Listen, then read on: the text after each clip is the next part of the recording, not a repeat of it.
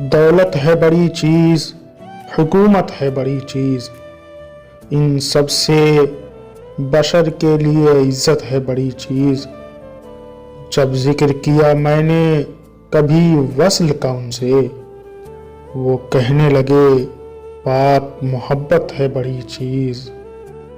बस आपके नज़दीक तो ए हज़रत वाइज़, बस आपके नज़दीक तो ए हज़रत वाइज़, आयत है बड़ी चीज़, रिवायत है बड़ी चीज़।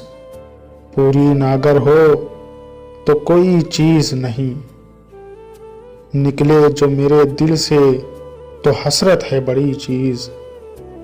ए नूह, न तुम इसको हसीनों में गिनाओ, ए नूह, न तुम इसको हसीनों में गिनाओ, ये खूब समझ लो कि रियासत है बड़ी चीज़, ये खूब समझ लो कि रियासत है बड़ी चीज़।